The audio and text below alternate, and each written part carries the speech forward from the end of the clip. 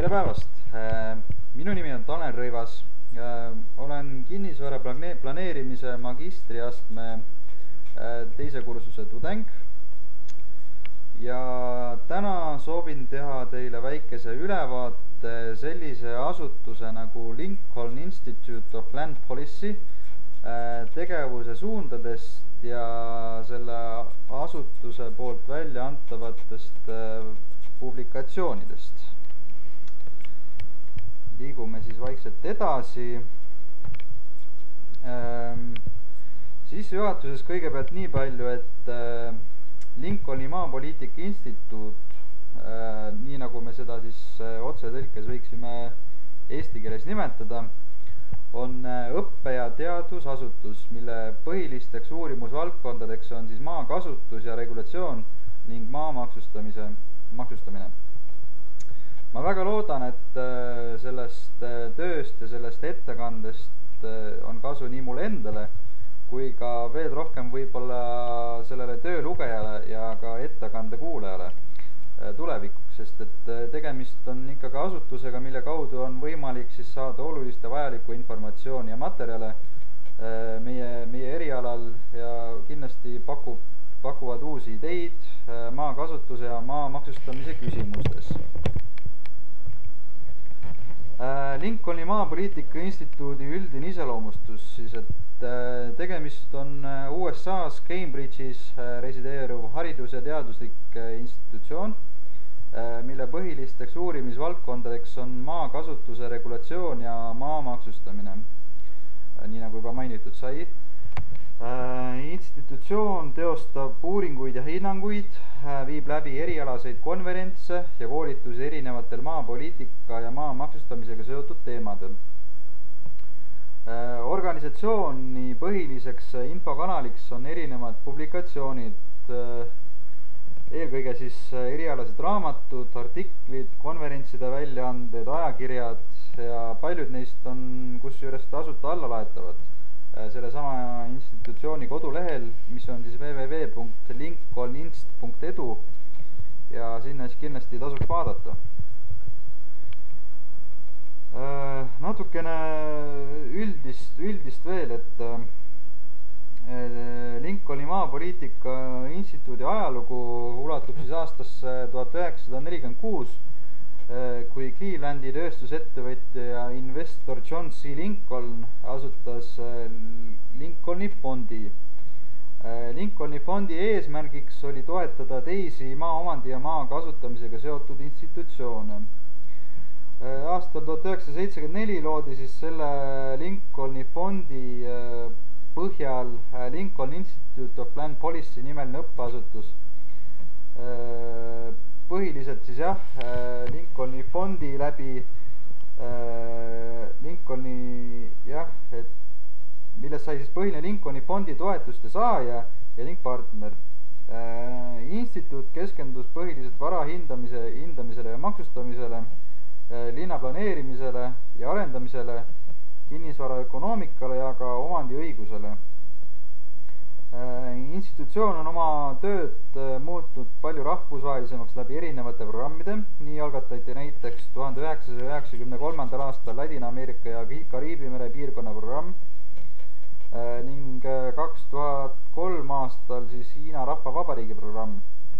Ja tänapäevaks on instituudi töötajad üle kogu maailma ning näiteks 2007 aasta detsembris avas Lincolni instituut koostöös Pekingi ülikooliga linnaplaneerimise ja maapoliitika keskuse, mis asub Pekingi ülikooli linnakus.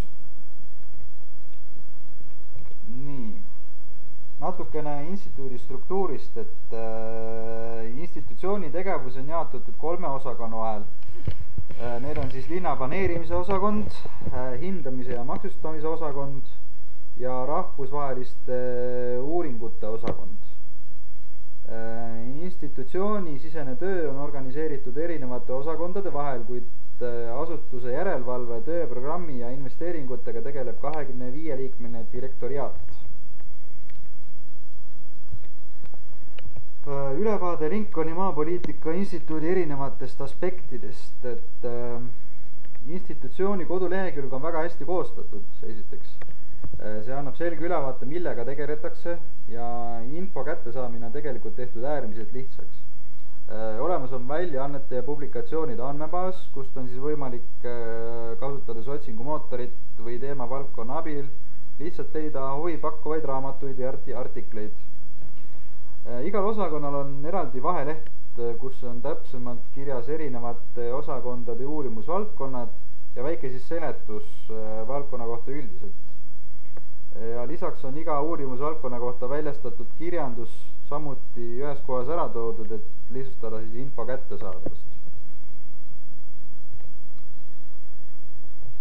Tegin ka väikse valiku enda poolt kinnisvara planeerimisega siis seotud kirjandusest. Kuna lehel on tegelikult väga suur hulk tasuta allalaetavat infot, kokku siis kuskil 1970 väljaannet, põhimõtteliselt pooled neist on tasuta, siis on lihtsalt järgnevalt on toodud mõned näited, mis puudutavad siis võib-olla otseselt kinnisvara planeerimise valdkonnad. Loomulikult ma neid kõiki läbi käia ei jõudnud, kuid midagi siiski. Kõigepealt selline artikkel nagu Valuing and Taxing Iconic Properties, Perspective from the United Kingdom. See artikkel siis keskendub sümboolse ja sentimentaalse väärtusega eriotstarbelise kinnisvara hindamise ja maksustamise temaatikale. Enamikes riikides ei kvalifitseeru riigi vara maksustava kinnisvara alla, mis loob siis ebavõrdse olukorra, ja selles osas on Suurbritannia leidnud teistsuguse lähenemisviisi ning maksustatud on ka näiteks selline kinnisvara, millel on ajalooline väärtus ning mille kasutusotstarbe muutmine ei ole mingil juhul võimalik. Näiteks Stonehenge, parlamendihoone, Buckinghami palee ja nii edasi. Aluseks on võetud, metoodika aluseks on võetud objekti konkreetne asukoht ja siis selle rakendatakse tulu- või kulumeetodit ja arvestatakse, millist väärtust võiks kinnistu omada siis, kui seal ei oleks kuulsat ehitist või rajatist. Ehk siis, kui näiteks Stonehenge'i asemel oleks korterelamu, siis arvestades seda piirkonda ja seda asukohta, siis milline võiks selle korterelamu maa, kui ta oleks elamumaa, väärtus olla.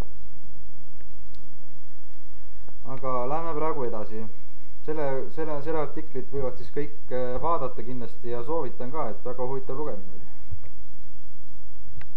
Järgmiseks tõin välja sellise artikli nagu The Issue of Land in China's Transition and Urbanization. Artikkel arutab selle üle, kuidas on maakasutus muutumas võtmeküsimuseks Hiina kohalike omavalitsuste seas. Et nagu me teame, rahvast palju, maad suhteliselt ikkagi vähe, eriti sellist maad, millel ka mingisugune reaalne väärtus võiks olla, siis teema on loomulikult, et jah, tekkima on hakanud nähtus, mida kutsutakse siis maa finantseeringuks, mis tähendab siis, et maad kasutatakse finantseerimisvahendina eelkõige linnade piirkonnas. Artikli autor on koostanud erinevaid analüüse, mis näitavad probleemi ulatuslikkust ja võimalikke tagajärgi. Liigume edasi.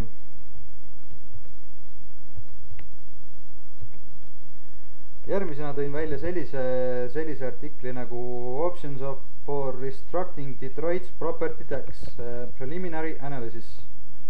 Artikkel keskendub detailsel krundipõhilisel hinnangul kinnisvara maksustamise temaatikal Detroiti linna näitel.